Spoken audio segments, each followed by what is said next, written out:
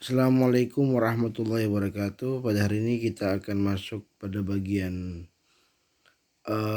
studi naskah Al-Quran untuk kitab Al-Quran wa Ulumuhu fi Mesir. Jelasnya Al-Quran wa Ulumuhu fi Mesir, Abdullah Ar-Rasyid Al-Bari. Beliau mengeluarkan cerita gini.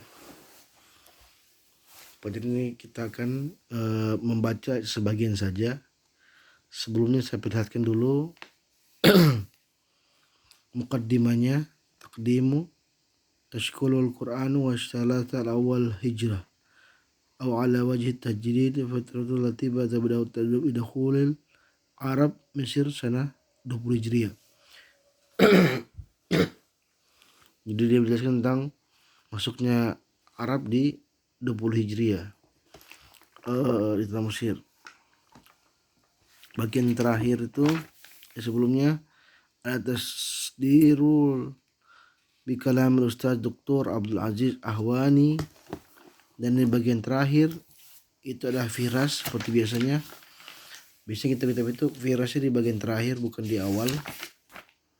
Di sini ada pembahasan tentang tarikhul mushaf, sejarah mushaf. Ada mushaful qadimah, mushaf Muaz bin Jabal, mushaf Uqbah bin Amir, mushaf Abdullah bin Amr, ada mushaf Utsman, ada mushaf Asma, ada mushaf Utsmaniyah, macam-macam. Ada Al-Qira'ah, ada Qira'at Warash, Al-Madrasah Warash, dan seterusnya. Saya akan membahas tentang awal-awal saja ya, tentang Mushaf Al-Qadimah. Oke, kita akan baca satu persatu, tapi saya nggak baca semuanya, mungkin satu halaman saja saya baca, supaya sebagai pengantar untuk kalian, pengantar untuk Anda bisa melanjutkan nanti sesuai dengan kesukaan kalian.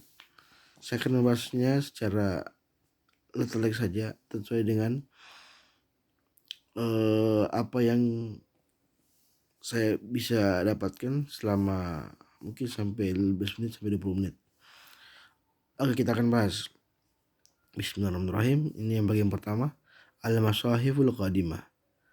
Masahif Al-Qadimah artinya mushaf-mushaf yang terdahulu atau yang pertama, awal-awal. Qala Qur'anu ahammu ma'ahamil amalahu ma'ahumul junudul Arab alladhi fatahul Mesir sanah 20 atau 20 Hijriah. Adapun Al-Quran, hal yang paling penting yang dibawa oleh mereka yaitu siapa? Tentara Arab yang membuka kota Mesir pada tahun 20 Hijriah. Jadi ini terlihat sekali bahwasanya orang-orang Mesir itu yang membawa Al-Quran kepada mereka adalah tentara Arab. Mesir kan kalau kita lihat itu benua Afrika, sehingga tentu saja ada penaklukan kota-kota pada masa itu, dan yang membawa Al-Quran tentu saja tentara orang Arab pada masa itu. Wa kana min haula'i al-junudu man yahmilu fi sadrihi kalaman mahfudzan. Adapun sebagian semua mereka tentara itu yang membawanya ialah terletak dalam dadanya secara kalam, secara kalimat, ucapan atau mahfuzan, dan secara hafalan. Jadi orang-orang Arab pada masa itu tentaranya telah membawanya dalam bentuk hafalan dan kalimat. Wa minhum man yahmiluhu fi mata'ihi kitaban musajjilan, dan di antara mereka juga ada yang membawa harta benda dalam bentuk, harta itu dalam bentuk kitab. Musajjil itu yang sudah tercetak. Wa biragmi min annal kitabati lam takun syai'an najiran baina haula'il fatihin. Meskipun demikian, kita semuanya kitab tersebut atau Al-Quran tersebut, lam takun syai'an, kita jarang sekali tidak menemukannya di antara mereka. Jadi maksudnya ini sangat jarang sekali kita, dan itu jarang sekali. Sangat jarang sekali kita menemukan mereka tidak membawa. Pasti mereka semua membawanya, kitab tersebut. Jadi wajar sekali jika sekiranya orang-orang tentara Arab itu sangat hebat karena mereka menguasai Al-Quran. Jadi bukan sembarang tentara, mereka itu menghafal Al-Quran. Falaysa lana an nazunul al-Qur'anul maktub. Bukanlah kita sehingga kita tidak menyangka sesungguhnya Al-Quran itu telah tercetak. Gitu. Jadi falaysa lana an nazunul al-Qur'anul maktub. Sebenarnya Al-Quran itu telah tercetak, al-maktub telah tertulis. Falaysa lana an nazunul kullu au ba'dihi, semuanya atau sebagian, karena ma'lufan itu maksudnya biasanya. Jadi secara biasanya bahwa Al-Quran itu sebenarnya telah tercetak atau tertulis dalam semuanya atau sebagian. Bal alaina an naqna'u fanaqdiru anna nasabatu qalilat min haula'i al-fatihin kanat stamliku ba'da suril kitab. Meskipun demikian, ialah kita harus rela tentang ketentuan sungguhnya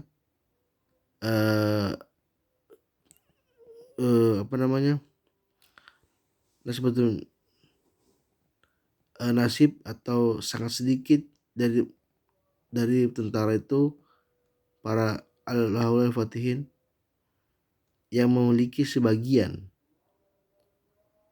karena setelah tamlikul badal surat kitab, yang memiliki sebagian kitab atau sebagian suratul kitab yang al-muqaddas, yang suci, yang tercetak, bitoriki ma'lufa, dengan jalan biasanya, fi jaziratihim, di daerah mereka atau jazirah mereka, tanah mereka, ala riqa wal asab wal khawf. Ala riqa maksudnya bidang mereka, al asab fanatisme mereka, wal khawf itu ketakutan mereka, wal aktaf itu maksudnya ialah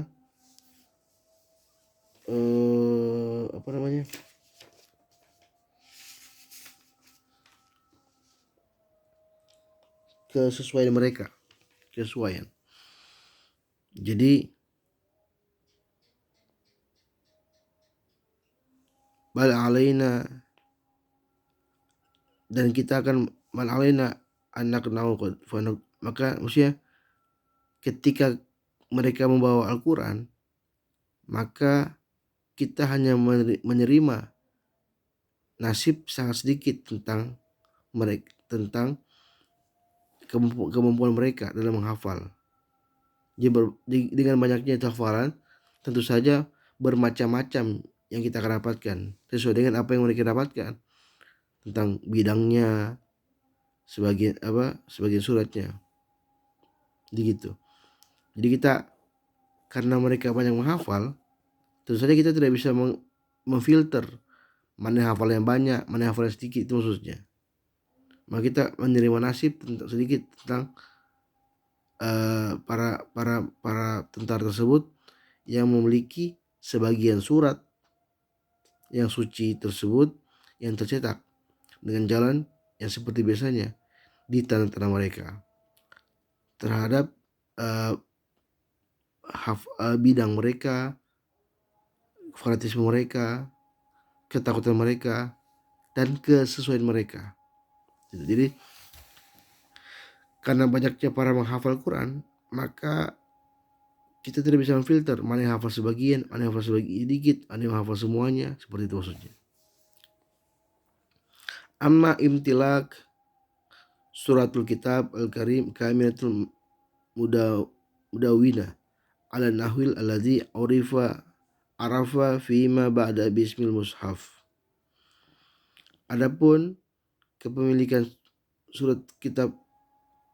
surat-surat dalam kitab Al-Quran Karim atau kitab suci Al-Quran kamilatan, secara sempurna dan mudawwinah itu sesuai dengan ketentuan undang-undang, sebagaimana atau sebagai contoh terhadap apa yang mereka diketahui oleh mereka sebelum disebut dengan mushaf. Jadi karena banyaknya para penghafal, ya kita terima saja terhadap kepemilikan mereka terhadap surat-surat yang mereka hafal secara sempurna dan membentuk undang-undang terhadap apa yang mereka ketahui sudah. Jadi sebelum dibentuk mushaf, mereka sudah hafal semua. Sebelum fima ba'da bismil mushaf, sebelum dinamakan mushaf. Falam yakun yatayasharu li ghairi min yajma'u min baina tafawuq as-saqafi wa tafawuq al-madi. Sebenarnya tidaklah mudah untuk kita mengumpulkan di antara tafawuq itu maksudnya kesesuaian.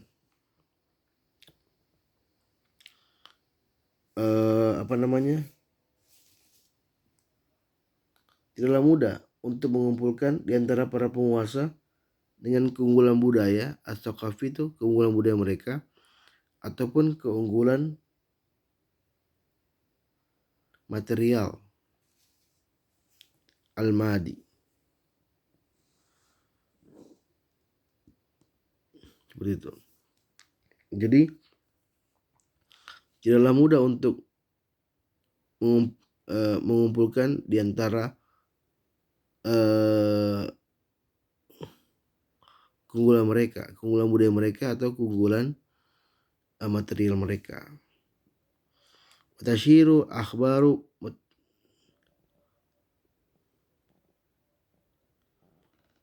baqiyatul lidina wa ihtimalatiha ila wujudi ba'dal masahiful maktubatu fi Mesir fi ma bainal fathil wa zuhur mushaf Utsmanur Rasami. Tashirul akhbar, maka kita akan bermusyawarah atau berdiskusi tentang berita, tentang kabar. Begitu maksudnya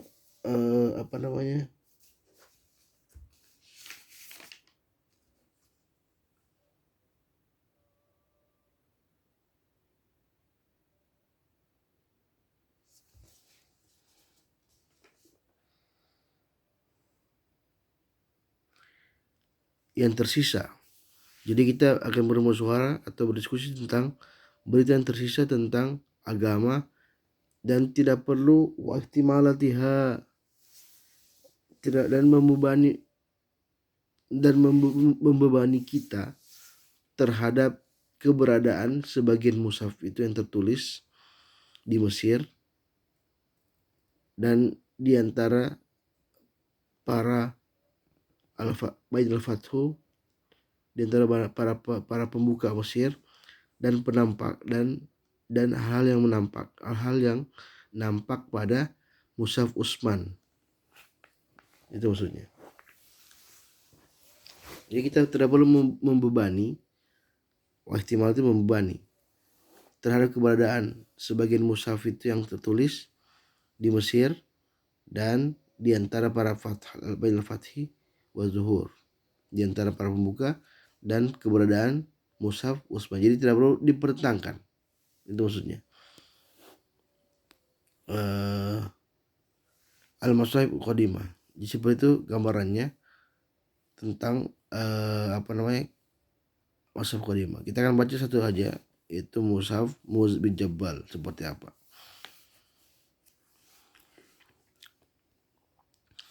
Jadi ini sudah jelas ya, sudah jelas semua terkait masalah terjemahannya. Kita akan bahas satu aja.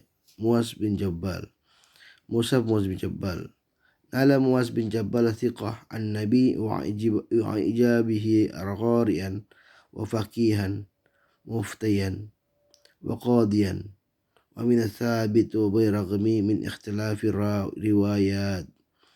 Kita sekarang memperoleh Muaz bin Jabal yang thiqah oleh Nabi SAW, wa ijabahu, dan kita kagum terhadap dia, dan wa ijabihi, dan mempunyai kelebihan sebagai qori, seorang faqih, seorang mufti, dan seorang hakim. Wa min dan dari riwayat dari sahabat, meskipun demikian terdapat perbedaan riwayat. Annahu kana min hadzal qillatil min as-sahabati, sebenarnya dia yang merupakan dari sahabat yang kecil, kira-kira sedikit, dari sahabat yang sedikit,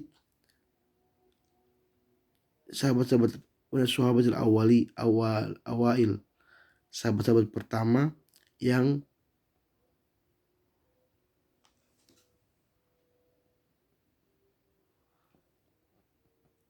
fakhrul jam'u Quran, maksudnya mengumpulkan Al-Quran.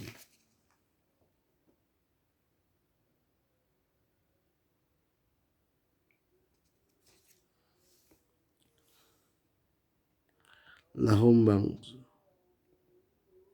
fakhar jam'ul Quran kulluhu ala ahli Nabi, yaitu dia merupakan bagian kecil dari sahabat yang pertama yang mengumpulkan Al-Quran semuanya pada masa ala ahdi Nabi SAW, pada masa Nabi SAW. Wabiragmi min ikhtifai Mu'adz bin Abu Bakar min masrihil hayatu fi ta'un amawaz alladhi ihtaju Syam. Meskipun demikian,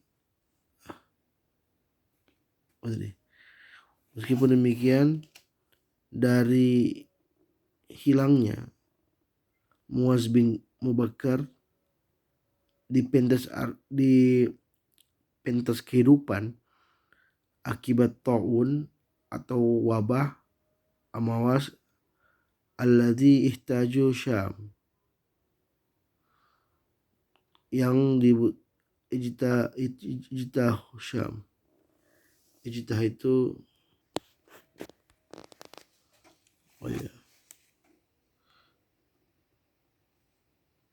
meskipun demikian, menghilangnya Mu'adz di pentas kehidupan karena akibat ta'un amawas itu nabul nih, yang menimpa kota Syam pada tahun 18 Hijriah. Zallat qiraatil khasa ayatu ala al-sinatul muslimin. Tidak sedikit bacaannya secara khusus menghidupi atau hidup di antara lidah-lidah orang muslim. Alis itu lisan. Alis itu jamaknya lisan, atau lisan-lisan orang muslim yang mengambil Al-Quran darinya. Jadi meskipun beliau sudah meninggal, tapi kita sudah menemukan beberapa bacaannya secara khusus dalam kehidupan oleh lidah orang muslim yang telah mengambil bacaan darinya. Jadi meskipun sedikit sekali kita mendapatkan riwayatnya, tapi Mu'adz bin Jabal telah memberikan dampak positif terhadap bacaan orang-orang muslim pada masa itu, sehingga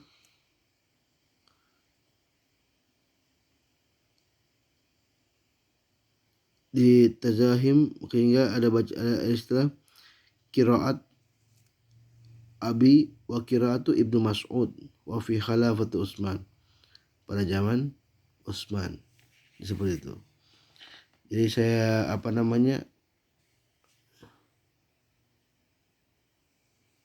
waqad zahaba Mu'adz ila Yaman, adapun dan telah mengambil mazhab Mu'adz Waqad zahaba Muaz ilal Yaman, dan telah pergi ya Muaz ke Yaman dan mengambil hukumnya dengan hukmuha bi ismin nabi, dengan hukum-hukumnya dengan nama Nabi Muhammad SAW.